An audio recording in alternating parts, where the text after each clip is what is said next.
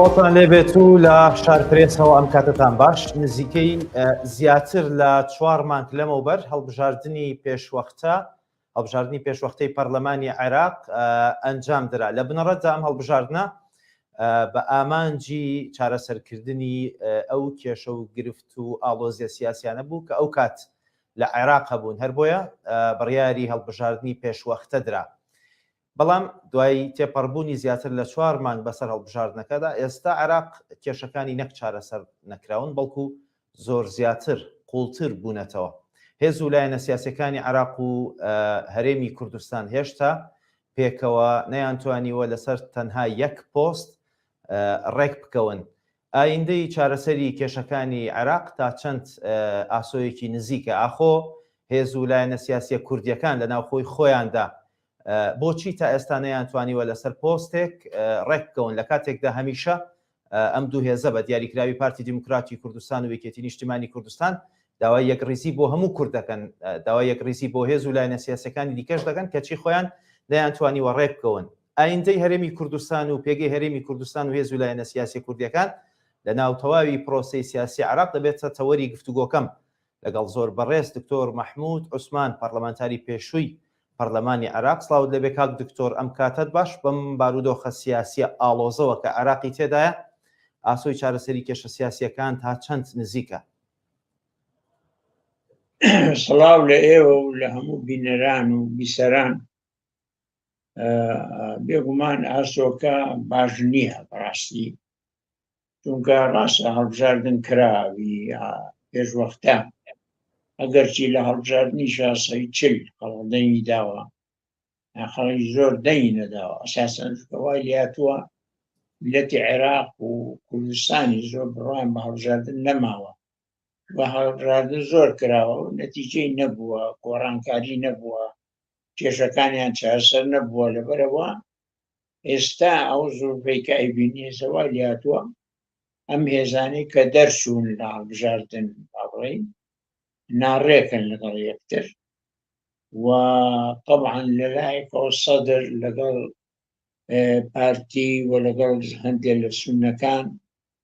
وە ڕێیان وایە کەوا حکوومەتی زۆری نەدروست بێ و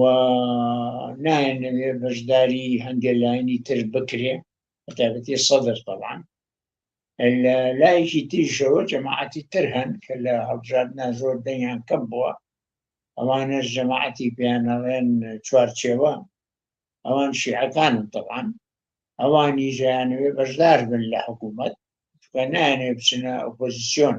و لە عێراقا کەس نایە بچێتە ئۆپۆزیسیۆن، چونکە لەوە ئەترسن کە بچنە ئۆپۆزیسیۆن حکوومەت ئیجراعاتی توندیان بەرامبەر بکە. لەبەری وەزع عێراق وەزعی دیموکراتی نییە، لەبەرەوە ماوەتەوە بەو شێوەیە ناتوانن کۆبوونەوەکی پەرلەمان بکەن بۆ هەڵبژاردننی سەرە کۆمار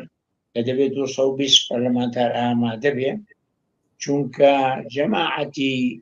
چوارچێوە یانیوی ئامێری ئەوان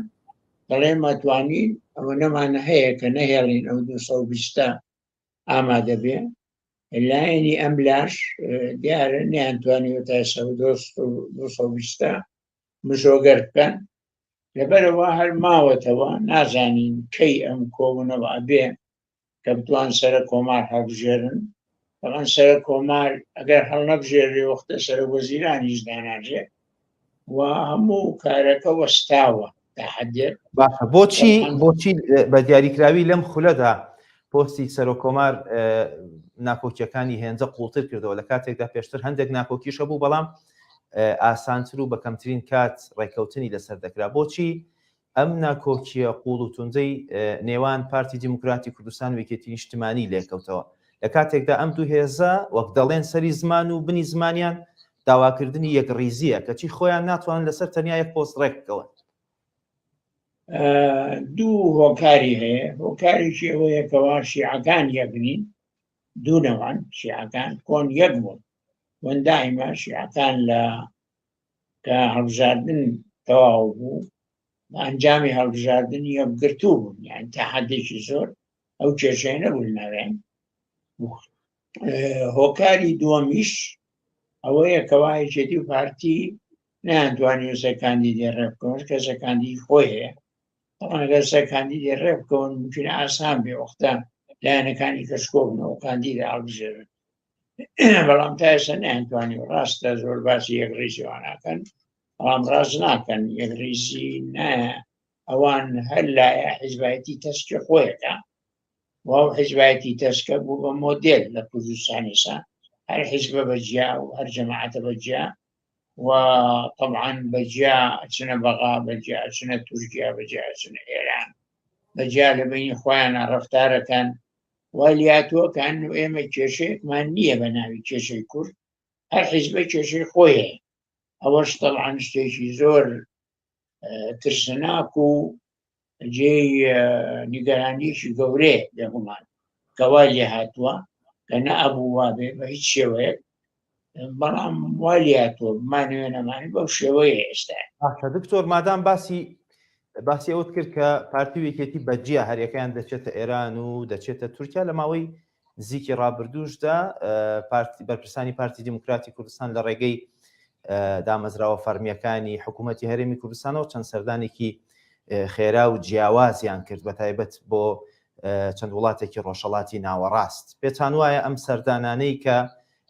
پارتی وێکێتی بەجیا دەیکەن تا چەند بە سوود و قازانجی بەرژەوەندیەکانی حکوومەتی هەرێمی کوردستان و خەڵکی هەرێمی کوردستان دەشکێتەوە ئەم لە ڕابردوودا هەم بۆ داهاتوش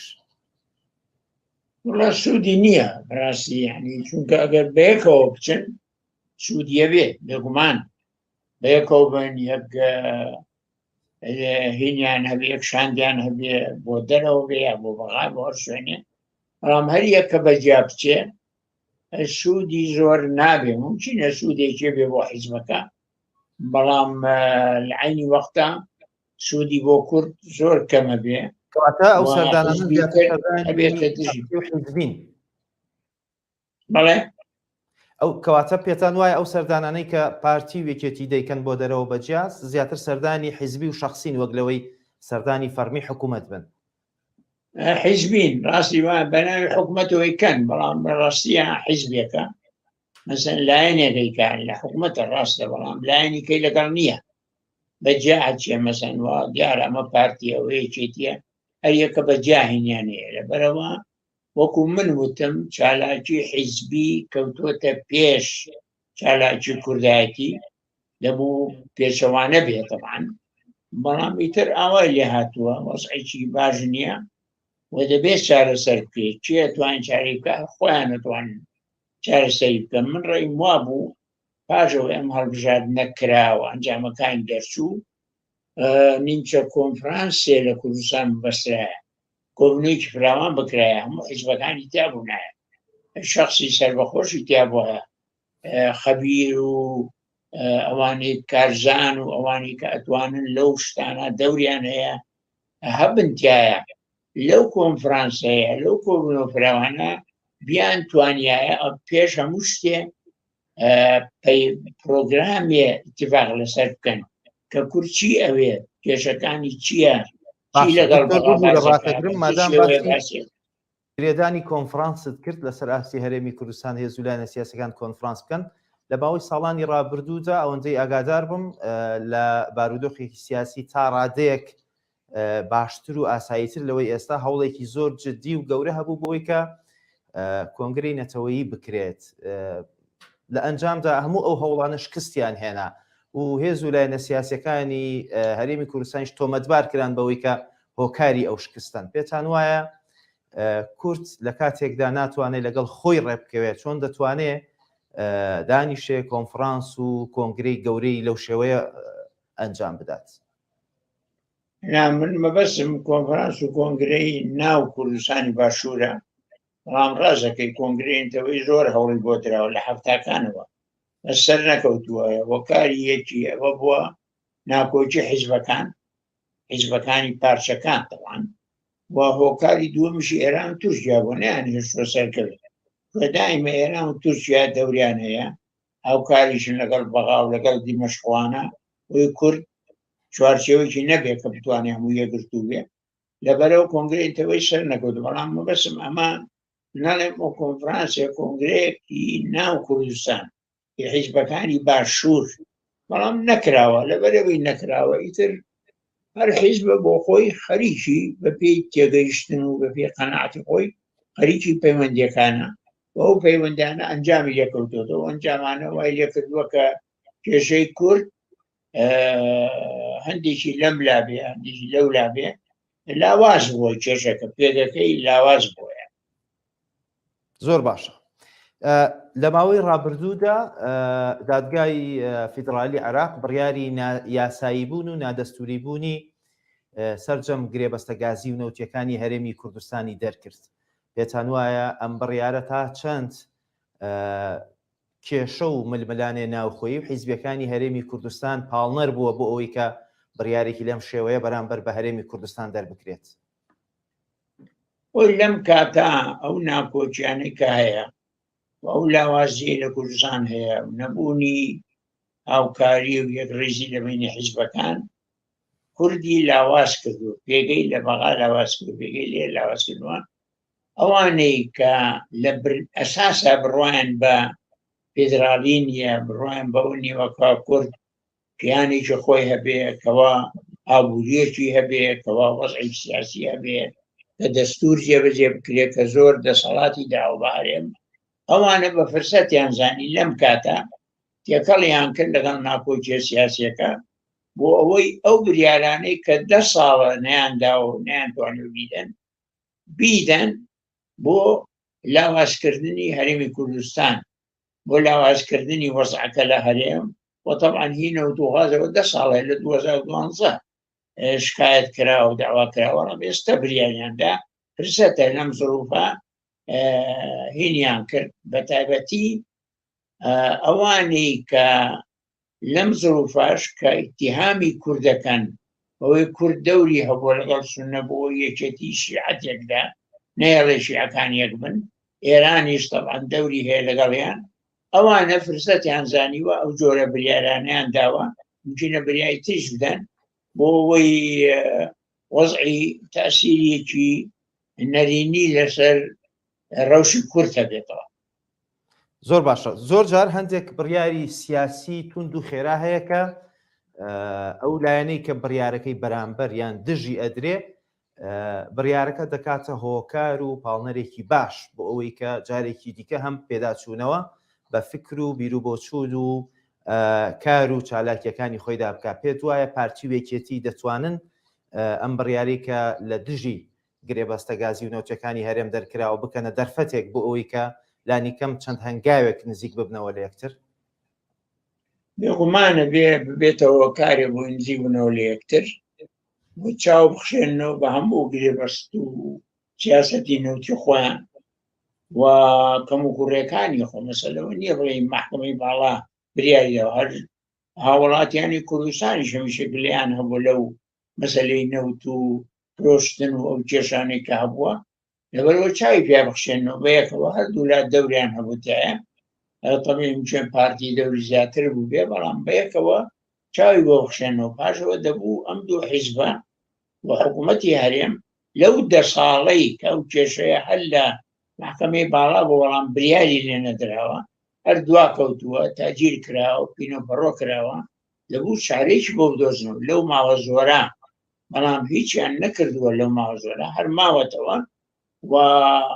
تەجیل کراوە هین کراوە ئێستا فرسەتیان زانیوە ئەوانەی کە نەیاری کوردن لە محکەمەی باڵا ئەو بریاریانداوە سیر ئەوەیە بریارەکە لایەن سەدرەکانیش کە دوو ئەندامیان هەیە لە محکەمە و سونەکانیش کە دوو ئەندامیان هەیە و ئەوانە بە هاوپەیمانی پارتی حسابن ئێستا ئەوانیش دەنیان بۆ داوە طبعاً معنایەوەیە ئەو هاوپەیمانیەش سوودێکی وای نەبووە بۆیان چۆنە بێ ئەوانە هاوپەیمانت بن لە پاشا بچن لە محکەمە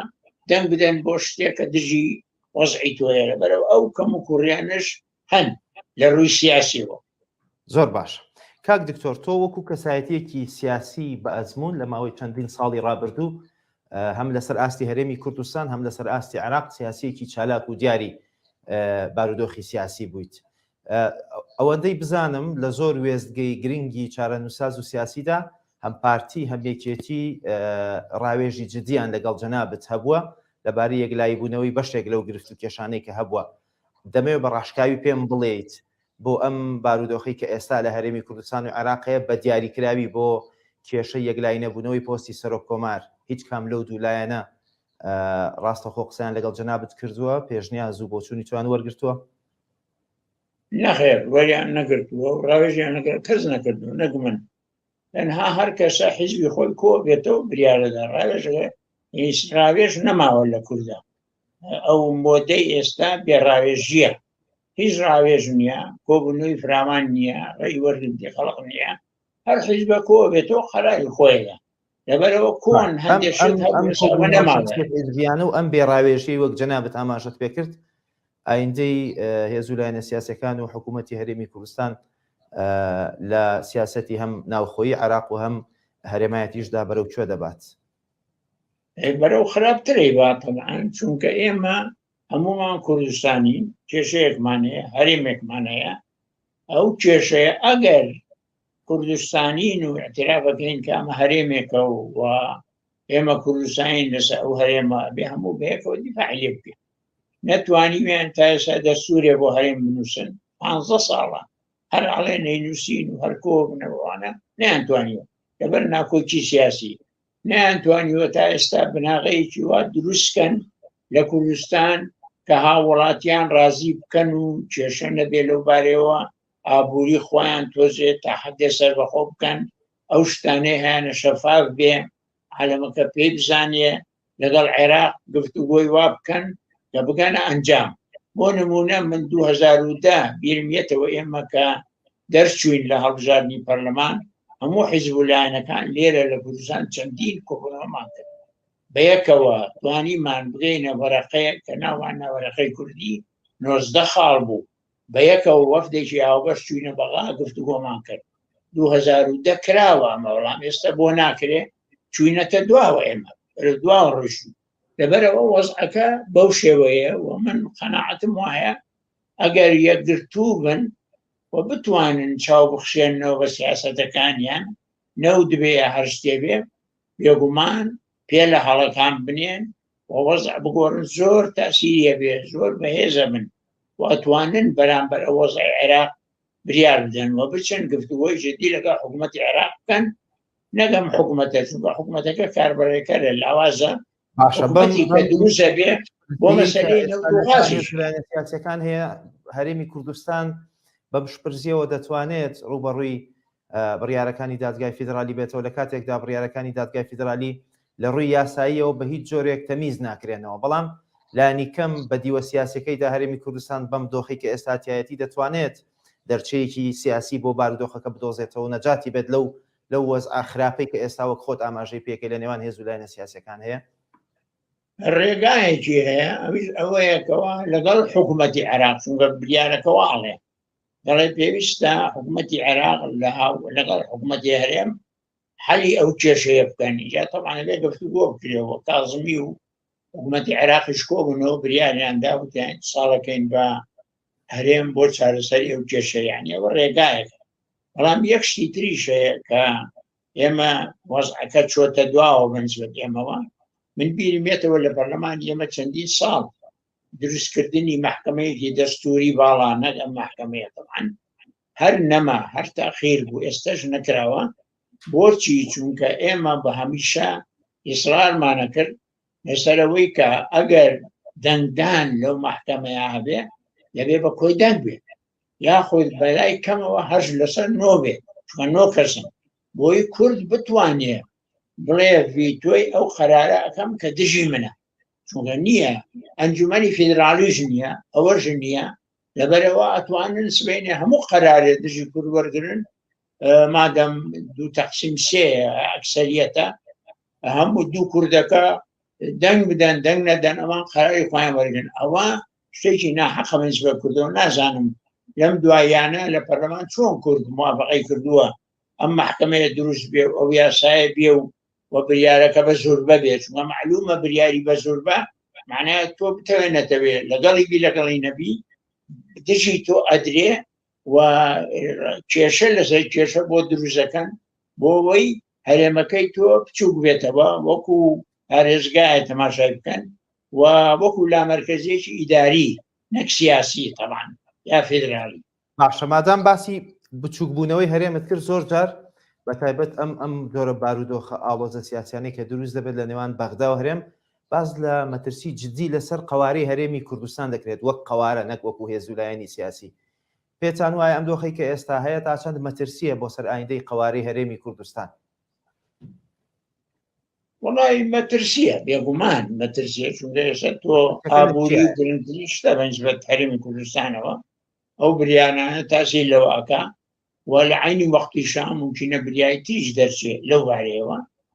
لەبەرەوە من قەناعەت وایە مەترسیە لەبەرەوە ئەوی کە ئەیەوێ قوارەکە بمێنێ و فیدرالی جێبەجێ بکرێ و مافەکانی کورد داواکانی وەکو 140 و پێشمەرگە و نوتوغاز جێبەجێ بکرێن نەک پۆست و شتیوە دەبێت دابنیشن بەخوایانە بچنەوە کۆ ببنەوە بۆ یەکتر نەرم بن تەنازل بۆ یەکتر بکەن چوارچێوەیە دروستکەن کە چوارچێوی کوردستانی بێ هەموو کەسی تیابێ ئەوی لە پەرلەمان دەرچوو حتاوی دەریژ نەچووە هەموو بەیەکەوە بتوانن وەک میلەتێک بەرەنگاری ئەوەسع ببنەوە و ئەتوانن بەڵام بەم شێوەیە بێ حیزبێ بەم لا بێ حیزبێ لاکەی تر بێ و ئەمە لاوازە دەکا و ناتوانی وەکو پێویستە قوارە و قەبارەی هەرێمەکەت بپارێزی. باش ئێستا مادام باسی پێشمەرگێت کرد دەمێت لەبارەی دۆخی پێشمەرگەشەوە سەرنجت بزانم سەرەڕای هەموو ئەو هەوڵانەی کە هێزەکانی هاوپەیمانان بۆ یەکگرتنەوەی هێزەکانی پێشمەرگەدایان چەند لیوایەکی هاوبەش لە هەرێمی کوردستان دروست کرا ئێستا بەپێی ئەو زانیاریانەی کە هەیە یەکێتی و پارتی دەیانەوەی ئەو لیوە هاوبەشانش جارێکی تر جیا بکەنەوە. پێتان وایە ئیدی هێزەکانی هاوپەیمانان بێئومێد بوون لەوەی کە سەرجەم هێزەکانی پێشمەرگە یەک بگرنەوە یان ئەمە تەکتیکێکی نوێ و دەیانەوێت لە دەرەوەی تێڕوانینی هاوپەیمانان بۆ هێزی پێشمەرگە بیکەن؟ نازانم من ئەوم نەبیستوە گەدار نیم بەدوای ئەو کێشیان نەچۆم بەڵام ئەوەشتیش خراپە ئەگەر بێ چونکە بەڕاستی هەل لە دەبوو لە سەرەتایی هەرێمی کوردستانەوە ئەو 20 ساڵەی کە ڕۆیشتووە پێشمەرگە یەک بێ ئاسایش یەک بێ پۆلیس یەک بێ یەک هەرێمە ڕاستە یەک حکوومەت هەیە یەک پەرلەمان هەیە بەڵام هەر حیزبە پێشمەرگەی خۆی هەیە هەر حیزبە ئاسایشی خۆی هەیە هەر حیزبە پۆلیسی خۆی هەیە دوو ناوچەیە حدود هەیە لە بینیان سەیتەرە هەیە لە بینیان یەکی سەوزە یەکی زەردە هەموو عالەمە زانێکە دوو وەکو دوو ئیدارەوان هەر یەکە قانونی خۆی هەیە بریارەکانی ئێرە تا دێگەڵە ئەڕوە بریارەکانی ئەولا تا دێگەڵە دێ لەبەرەوە ئەمە خۆی لە خۆیە زۆر شتێکی ناڕاستە و بۆچی هاوپەیمان بێ پێشمەرگەی خای خۆمان بۆیەکی نەخەین چەند ساڵە مەجالمان هەیە چەند جار پەرلەمان بریایی داوە سەرۆکایەتی بەڵام جێبەجێ نابێ بۆچی چوە هەرجێ بەرژەوەندی گەورەی ناڕاست دروست بووە ناشەرعیشن لەم لا دروست بووە لەو لا دروست بووە نایەنوێت تێکەڵیکەن ئەوە کێشەیەکی گەورەی دروست کردووە. ئەگەر هێزی پێشمەرگە هەر بمێنێتەوە بەم شکڵە ئێستا ئەم حیزبەی خۆیە بێ ئەو حیزبەیە خۆیە بێ مەترسی ئەوە دائیمە هەیە کە خلافاتی سیاسی تون بوو هێزی پێشمەرگەش بەکار بێ لەو شتانە بەداخەوە یعنی ئەوە نەبوونی یەکگرتووی هێزی پێشمەرگە زەرەی زۆر لە ئێمە داوە تا ئێستا ئاسایشیش و پۆلیسیش و ئانەشتا. باش کاک دکتۆر وەک جەنابەت حتمەن ئاگاداریەوەیت کە ئەمڕۆ دادگای فیدرالی لەبارەی کەیسی درێژکردنەوەی وادەی خۆپاڵاوتن بۆ سەرۆکایەتی کۆمار کۆبووە دوایین بڕیاری دادگای فیدرالی ئەوە بووکە کۆتا بڕیاری بۆ سەرەتای مانگی داهاتوو دواخستووە. پێتان وایە ئەم دواخستنە یان نەبوونی بڕیاری کۆتایی لەبارەی بابەتەکەەوە تا چەند پەیوەندیدارە بە فشارە سیاسیەکانەوە لەسەر دادگاکە؟ پەیوەندیدارە چونکە دائیمە دوایە خەن ئەڵێن بەڵکو لەو دواخستنە ڕێکەون مەبەستیان شیعەکانە دەڵان کێشەی شیعەکان هێسە کە ڕێ ناکەون ئەوانی کەش بوون بە قوربانی ئەو ناکۆکیی بینی شیعەکان لەبەرەوە مەجالی زیاتر ئەدەن بەڵکو ئێران هەتا من بیست لەم دوایە سەرۆکی ئێران چوو بۆ قەتەر ئەڵێن هەوڵەدا قەتەریش ئێران و قەتەر بێکەوە هەوڵێکی جددی بدەن بۆ ئەوەی شیعەکان یەک بگرن یا کورد یعنی هەموو لایەنەکان یەکگرتووانە بێت تەوافقێکە بێ لەبەرەوە ئەمەش مەجالێکەیان چەند ڕۆژێکی تریان نەداتێ بەڵکو بتوانن ڕێبکەون